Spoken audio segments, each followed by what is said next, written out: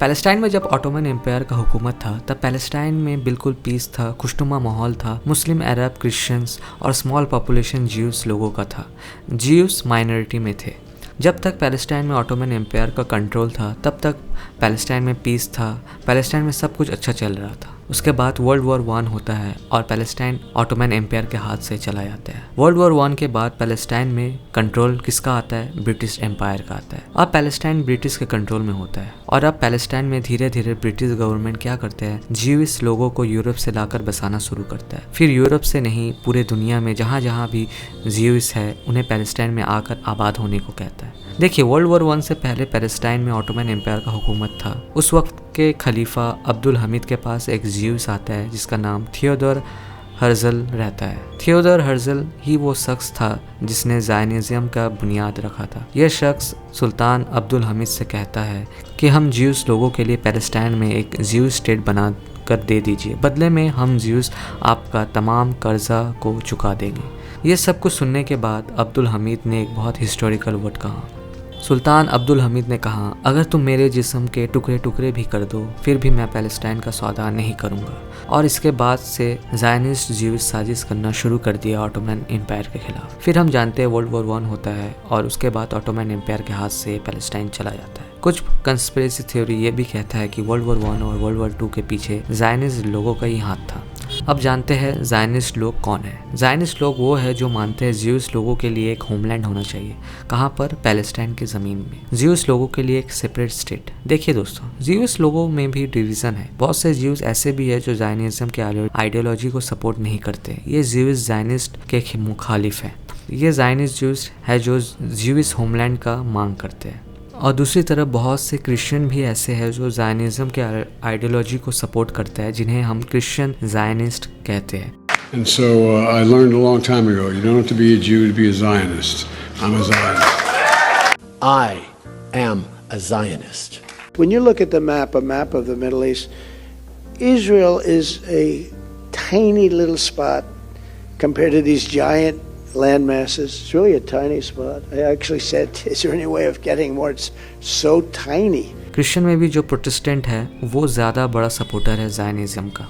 और ये ज़ायनिस्ट लोग इविल माइंडसेट के लोग होते हैं। ये लोग अपना एजेंडा को पूरा करने के लिए किसी भी हद तक जा सकते हैं। वर्ल्ड वॉर 1 के दौरान ब्रिटेन को वॉर लड़ने के लिए फाइनेंशियल सपोर्ट का ज़रूरत था और हम जानते हैं वॉर लड़ने में कितना पैसा खर्च होता है। और ये फाइनेंशियल सपोर्ट किसने किया ब्रिटेन को? ज़ायनिस्ट ज्यूस का एक वेल्दी फैमिली रॉथस्चाइल्ड ने किया। इस फाइनेंशियल सपोर्ट के साथ ही साथ साइंटिफिक कंट्रीब्यूशन और सीक्रेट इंटेलिजेंस भी प्रोवाइड किया ब्रिटेन के लिए। बदले में ब्रिटिश गवर्नमेंट से एक एग्रीमेंट किया। वो एग्रीमेंट ये था, अगर ब्रिटिश एम्पायर वर्ल्ड वॉर जीत जाता है तब ब्रिटिश गवर्नमेंट ज्यूइश लोगों के लिए एक सेपरेट ज्यूइश स्टेट बना कर देगा। कहाँ पर? पैलेस्टाइन में। और ज्यूइश लोगों को सपोर्ट भी करेगा। फिर हम जानते हैं 1917 में बेल्फोर डिक्लेरेशन होता है। ये एक लेटर होता है ब्रिटिश का फॉरेन सेक्रेटरी आर्थर बेल्फोर ने वॉल्टर रॉथस्चाइल्ड को लिखा था। उस लेटर में ब्रिटिश गवर्नमेंट ने ये प्रॉमिस किया था कि पैलेस्टाइन में ज्यूइश लोगों के लिए एक सेपरेट नेशन स्टेट बना कर दिया जाएगा और पूरी दुनिया से ज्यूइश लोगों को लाकर पैलेस्टाइन में आबाद किया जाएगा। ज़ायनिस्ट लीडर चेम वेज़मैन ने तो केमिकल एक्सप्लोसिव वेपन बना कर दिया था ब्रिटिश को ऑटोमन एम्पायर के खिलाफ इस्तेमाल करने के लिए और नीली स्पाई नेटवर्क का मदद किया था। फिर होता है वर्ल्ड वॉर 2।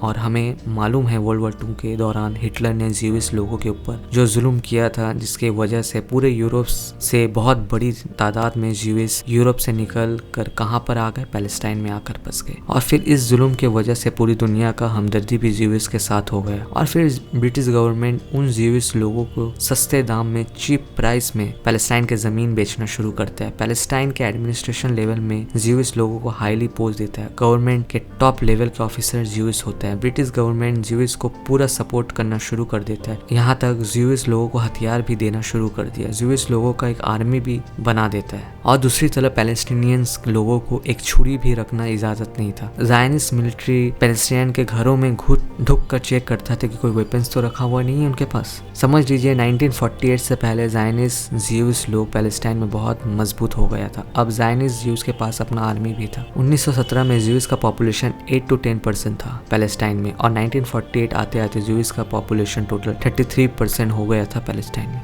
29 नवंबर 1947 को यूनाइटेड नेशन ने पार्टीशन प्रपोजल प्लान दिया। इस प्रपोजल में 56 लैंड जूइस को दे दिया और 43% लैंड मुस्लिम को अरब को दे दिया और जेरूसलम को इंटरनेशनल जोन डिक्लेयर कर दिया। ये डिसीजन यूनाइटेड नेशन के इतिहास का सबसे बेइंसाफी पर मबनी फैसला था, या हम ये कह सकते हैं कि मॉडर्न हिस्ट्री का एक स्टूपिड, बायस्ड, अनफेयर डिसीजन दिया था यूनाइटेड नेशन ने।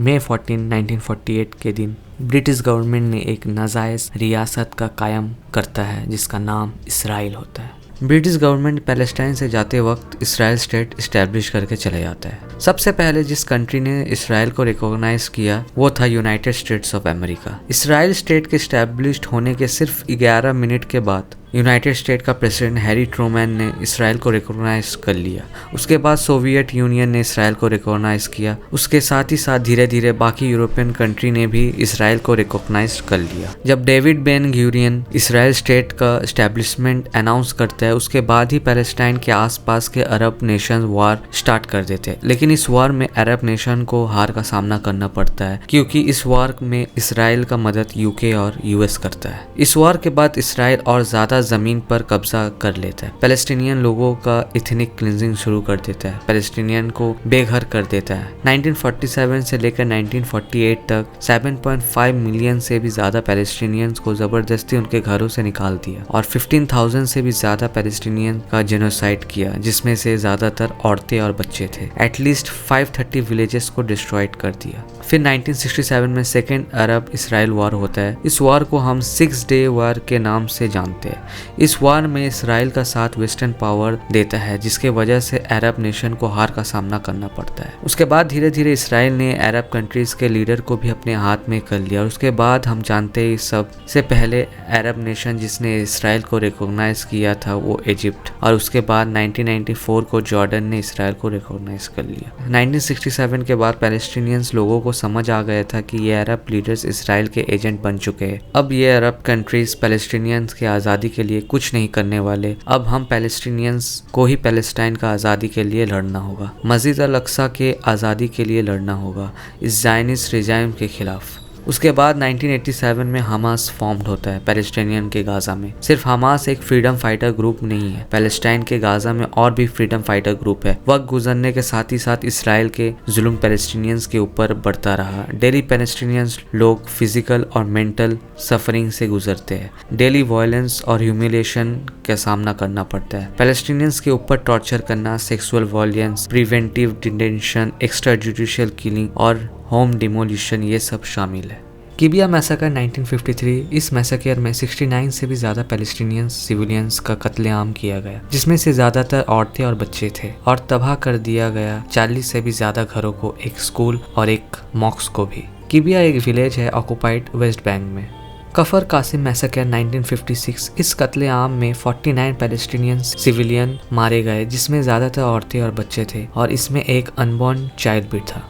रफा मैसेकर 1956, इस कत्लेआम में 100 से भी ज़्यादा पैलेस्टीनियंस रेसिडेंट मारे गए। यूएन के रिपोर्ट के हिसाब से 200 के करीब लोग मारे गए थे। खलील मैसेकर 1994, उसके बाद से जेनिन मैसेकर 2002। ये वीडियो आप देख सकते हैं। ये वीडियो है 1994 का, किस तरह से ज़ायनिस्ट मिलिट्री हमला कर रहा है पैलेस्टीनियंस लोगों के ऊपर।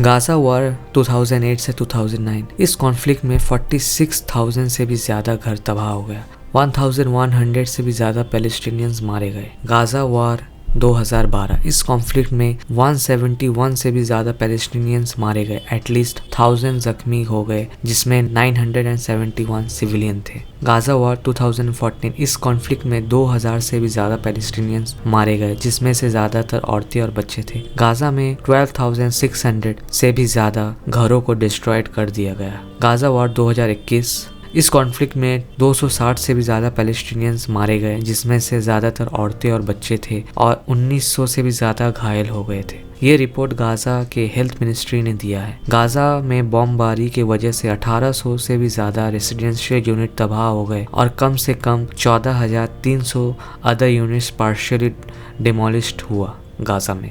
10,000 पैलेस्टीनियंस को यूनाइटेड नेशंस द्वारा चलाए जाने वाले स्कूल में शेल्टर लेने के लिए मजबूर होना पड़ा। अब आप और ध्यान से देखना, अब मैं आपके सामने अक्टूबर 7, 2023 और 1 अप्रैल 2025 के दरमियान 72,300 से भी ज़्यादा पैलेस्टीनियंस मारे गए हैं और 1,72,040 पैलेस्टीनियंस इंजर्ड हुए। ये रिपोर्ट दिया है OCHA, United Nations office for the coordination of humanitarian affairs ने। थाउजेंड्स ऑफ पैलेस्टीनियंस मिसिंग हैं जो मलबे के नीचे दबे हुए हो सकते हैं। अक्टूबर 7, 2023 और 25 मार्च 2025 के दरमियान 17,400 बच्चों का कत्लेआम किया गया है गाजा में, जिसमें से 15,600 बच्चे का नाम आइडेंटिफाइड किया गया है। अभी भी बहुत से बच्चे मलबे के नीचे दबे हुए हैं। ये रिपोर्ट दिया है पैलेस्टीनियन मिनिस्ट्री ऑफ हेल्थ ने।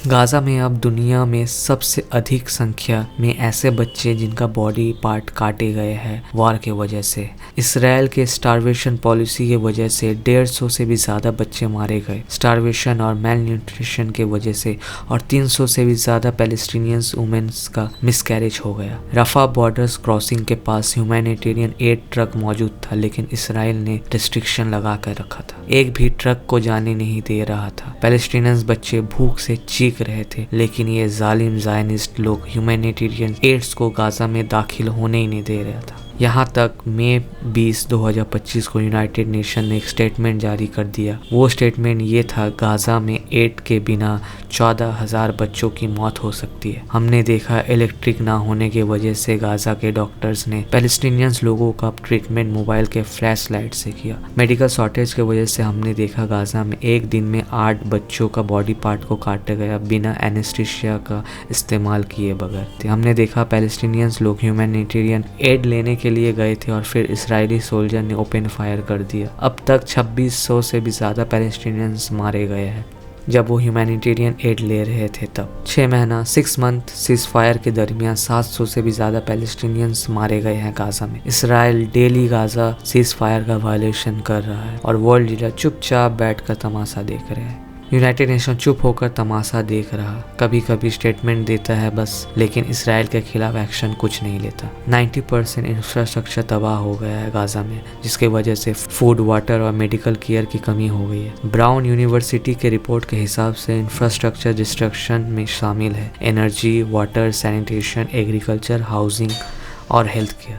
इसराइल ने वाइट फॉस्फोरस केमिकल इस्तेमाल किया था गाजा में, जिसके वजह से एग्रीकल्चर पूरा तबाह हो गया और बहुत ज़्यादा सीरियस हेल्थ इश्यूज भी सामने आया। इंटरनेशनल लॉ ने इस केमिकल को बैन किया हुआ है, लेकिन इसराइल ने ये जानलेवा केमिकल इस्तेमाल किया गाजा में। अभी मैं आपके सामने एक प्रूफ पेश करने जा रहा हूँ और ये चौंका देने वाला है। इसराइल ने गाजा में एक ऐसा वेपन इस्तेमाल किया जिससे हजारों पैलेस्टीनियंस एवोपोरेट हो गए। अल जजीरा के इन्वेस्टिगेशन के अनुसार गाजा में सिविल डिफेंस टीम ने 2842 पैलेस्टीनियंस को डॉक्यूमेंटेड किया जो अक्टूबर 2023 में वार शुरू होने के बाद से गायब हो गए और अपने पीछे खून के चिट्टे या मांस के छोटे छोटे टुकड़े छोड़कर कोई अवशेष नहीं छोड़ गए। वेपन्स के धमाके से इतना हाई टेम्परेचर हीट जनरेट हुआ कि इंसान के बॉडी को भाप बना दिया। इसराइल ने जो वार क्राइम किया है गाजा में उसका लिस्ट बहुत लंबा है और अभी भी कर रहा है। सीज फायर तो सिर्फ नाम के वास्ते है। इसराइल का एजेंडा है ग्रेटर इसराइल बनाने का। वक्त गुजरने के साथ इसराइल अपना कार्रवाई और तेज कर रहा है।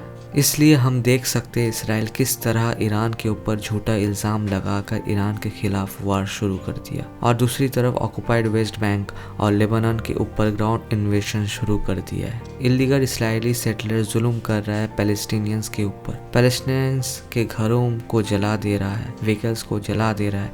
ऑक्युपाइड वेस्ट में हर तरफ इलीगल इसराइली सेटलर्स हमला कर रहा है। पैलेस्टीनियंस के विलेज और टाउन के ऊपर अटैक कर रहा है। पैलेस्टीनियंस लोगों को ज़बरदस्ती घरों से निकाल रहा है, उन्हें टॉर्चर कर रहा है। जब से इसराइल और ईरान का वार शुरू हुआ है तब से ये इलीगल इसराइली सेटलर लोगों के हमले में और तेज़ी आ गया है होली मंथ ऑफ रमदान में इलीगल इसराइली सेटलर्स ने मस्जिद पे हमला करके मस्जिद में आग लगा दिया।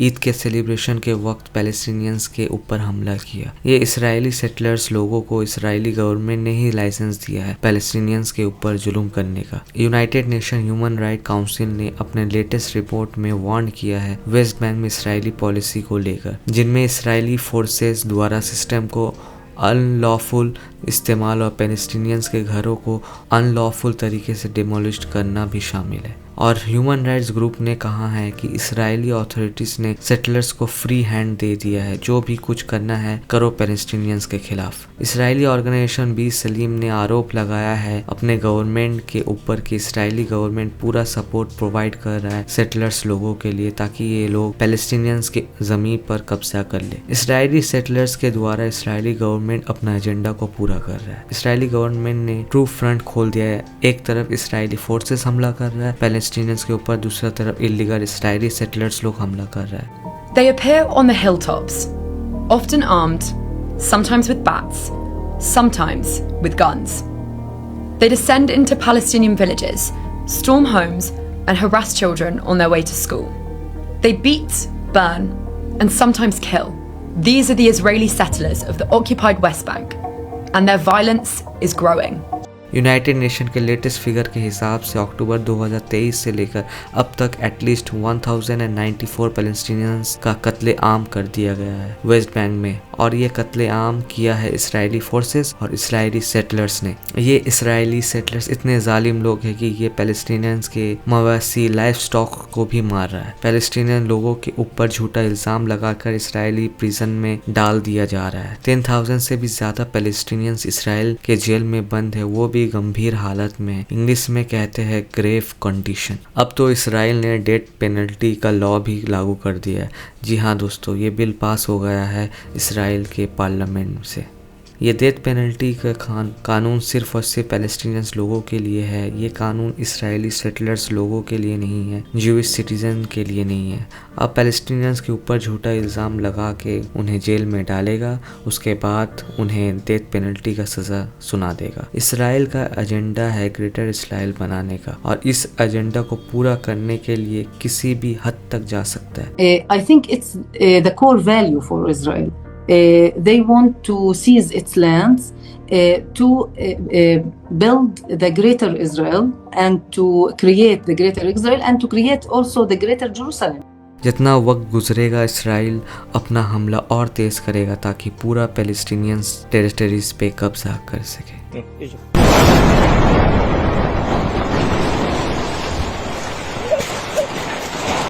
देखिए दोस्तों, हमास आज़ादी का लड़ाई लड़ रहा है। हमास ने खुद कहा था कि हम ये लड़ाई लड़ रहे हैं पैलेस्टाइन के आज़ादी के लिए। जिस दिन पैलेस्टाइन आज़ाद हो गया उसके बाद पैलेस्टीनियंस जिसे चाहे अपना लीडर बना सकते हैं। हमास में कौन लोग हैं? पैलेस्टीनियंस नौजवान लोग हैं जो पैलेस्टाइन के आज़ादी के लिए लड़ रहे हैं यूनाइट होकर। जो लोग हमास को गलत कह रहे हैं वो लोग डायरेक्ट शेल्टर कॉलोनियलिज्म का सपोर्ट कर रहे हैं, क्योंकि जब इंडियन फ्रीडम फाइटर ब्रिटिश के खिलाफ आज़ादी का लड़ाई लड़ रहे थे तब ये ब्रिटिश लोग उन फ्रीडम फाइटर को टेररिस्ट कहते थे। दोस्तों, ये वीडियो उन लोगों के साथ शेयर ज़रूर कीजिए जिनको लगता है ये सब शुरू अक्टूबर 7, 2023 से हुआ है। अब सवाल आता है पैलेस्टाइन की आज़ादी के लिए क्या करना होगा। सबसे पहले मुस्लिम मेजॉरिटी कंट्री को यूनाइट होना होगा, OIC को स्टैंड लेना होगा। जिस तरह ईरान ने स्ट्रेट ऑफ हॉर्मोज को ब्लॉक करके उसके बाद हमने देखा कि किस तरह इस ब्लॉकेट की वजह से पूरा दुनिया को इफेक्ट हुआ है, उसी तरह अगर टर्की बॉस्फोरस को ब्लॉक कर दिया,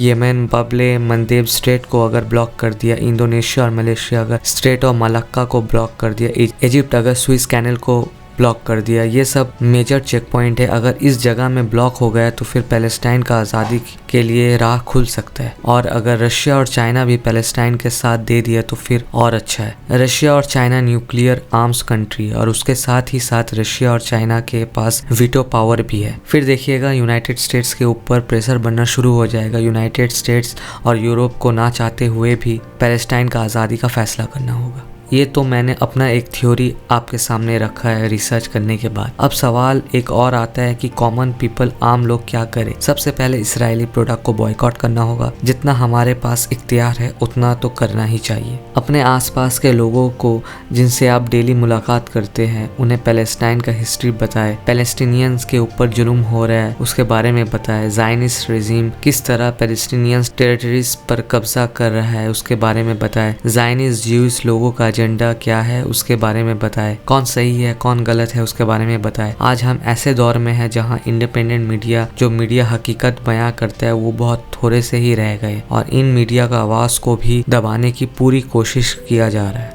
हम ऐसे दौर में हैं जहां झूठ को सच समझा जा रहा है और सच को झूठ समझ रहे हैं। हम ऐसे दौर में हैं जहां बुराई को अच्छाई का लेवल लगाकर हमारे सामने परोसा जा रहा है। दोस्तों, हमें इंसाफ का साथ देना है, हमें अच्छाई के साथ देना है। आखिर में अच्छाई की जीत होगा और बुराई का हार होगा। अब हमें चूज करना है कि हम किस तरफ है। आखिर में एक कोटेशन के साथ अपना बात को मुकम्मल करूँगा। You can cut all the flowers but you cannot keep spring from coming.